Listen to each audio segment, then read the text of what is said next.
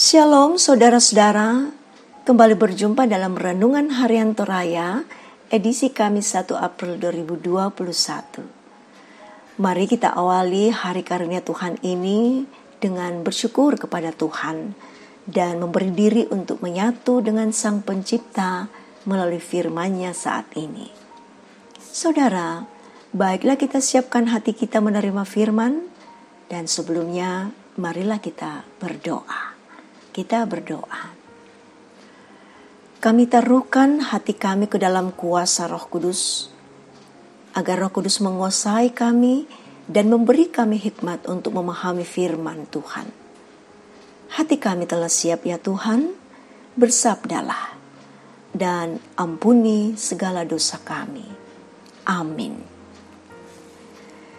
Lukas pasal 22 ayat 24-38 adalah perikop yang akan kita baca bersama saat ini.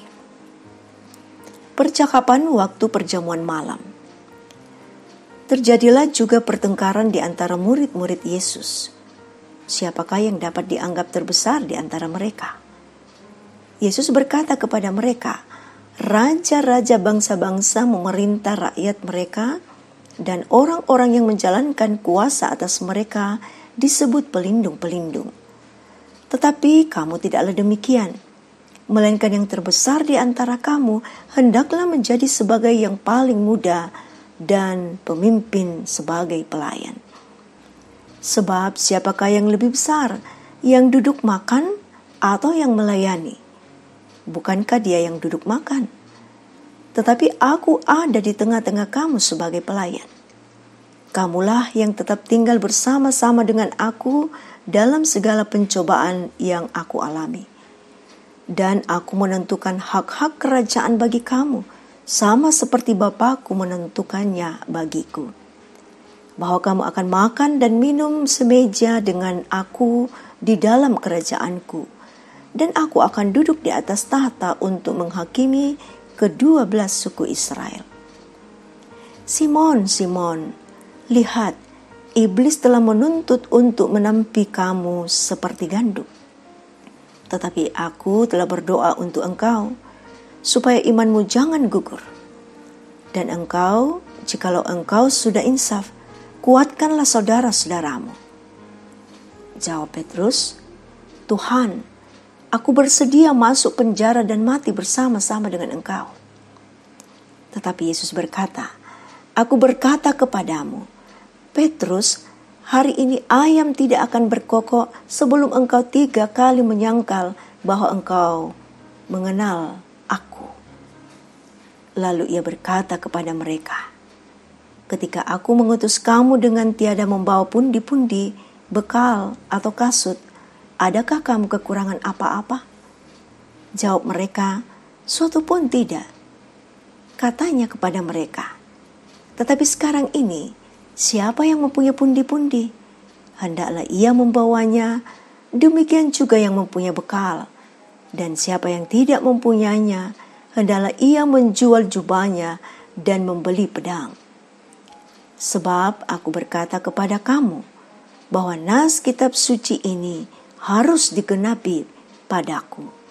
Ia akan terhitung di antara pemberontak-pemberontak. Sebab apa yang tertulis tentang aku sedang digenapi. Kata mereka, Tuhan, ini 2 pedang. Jawabnya, sudah cukup. Amin.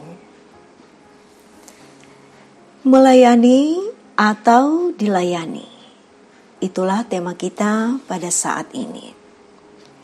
Saudara, banyak orang lebih senang dilayani daripada melayani orang lain. Berbeda dengan iklan dari perusahaan jasa yang memiliki moto pelayanan, kami ada untuk melayani Anda.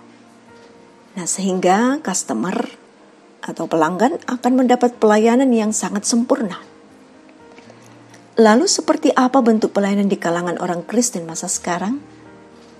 Apakah kita lebih senang dilayani atau melayani?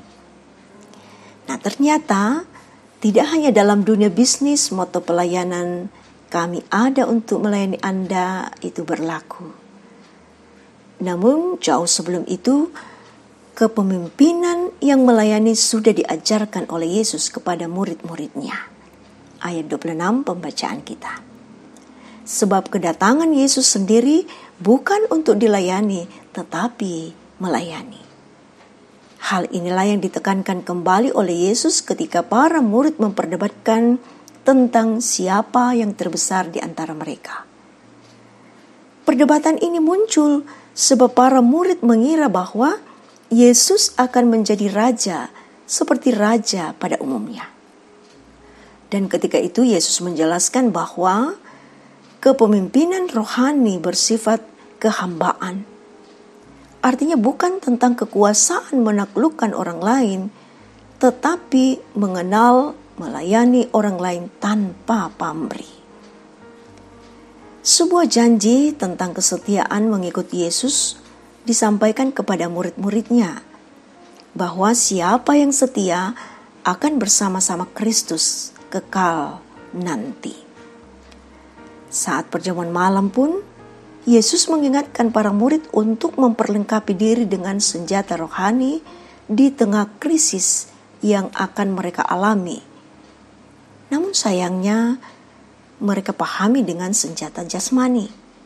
Sebab mereka terjebak dalam model kepemimpinan duniawi dengan jabatan struktural. Saudara-saudara yang diberkati Tuhan, prinsip pelayanan yang Yesus teladankan harus menjadi ciri pelayanan kita. Bahwa kita harus melayani orang lain tanpa pamrih. Sebab bukankah Yesus yang lebih dahulu melayani kita? Karena itu saudara-saudara, mari kita hidup saling melayani, bukan menanti untuk dilayani. Diberkatilah kita semua. Amin. Saudara, mari kita satukan hati menaikkan doa kita di hadapan Tuhan. Kita berdoa. Tuhan, kami hanyalah bejana tanah yang rapuh, sehingga kami butuh kekuatan agar kami tidak rapuh. Bersyukur bahwa Engkau selalu berada bersama kami melalui kuasa Roh Kudus yang menuntun dan membimbing, bahkan memberi kami kekuatan sehingga kami ada sebagaimana adanya saat ini. Kami sangat bersukacita ketika awal dari perjalanan kehidupan kami ini sungguh dikuatkan oleh kebenaran firman Tuhan. Begitu mulianya kasih-Mu ya Tuhan, yang mau menghamba demi memberikan kehidupan baru kepada kami sekalian. Engkau meneladankan sikap melayani yang sesungguhnya. Ya Tuhan, penuhilah kami dengan hikmat-Mu, agar kami mampu meneladani dan melakukan kasih kepada sesama kami tanpa pamrih. Biarlah ini menjadi karakter kehidupan kami dalam hari ini Bapa, bahkan juga hari-hari selanjutnya. Bahwa kami menerima berkat dari-Mu, tetapi kami pun dapat melanjutkan berkat itu kepada sesama kami. Berkat-Mu tidak hanya tinggal di telapak tangan kami, tetapi tetap terulur kepada sesama kami. Baik itu melalui perkataan kami, perbuatan-perbuatan kami, sehingga sesama kami boleh merasakan kekuatan sukacita. Ke dalam tangan-Mu Tuhan, kami serahkan pengharapan kami, bahwa jika Tuhan berkenan dan menghendaki, kami yakin bahwa kami akan tetap sehat, kami tetap fit bekerja, dan semangat menjalankan pelayanan kami, baik itu pelayanan kami di rumah tangga kami masing-masing, ataupun di tempat kerja kami, di kantor, di sekolah, di kampus, juga pelayanan kami di gereja, ataupun di mana saja ya Tuhan. Kiranya Tuhan dimuliakan atas semuanya. Dan Engkau juga ada di atas setiap usaha yang dikelola oleh anak-anak Tuhan, agar terus berkembang walaupun di tengah-tengah suasana pandemi COVID-19. Karuniakan kami ketenangan untuk merayakan Kamis Putih pada hari ini Tuhan. Biarlah umat Tuhan di seluruh dunia dapat melakukan ibadah dalam damai, jauh dari segala gangguan apapun. Tuhan, dipermuliakanlah Engkau di atas semuanya.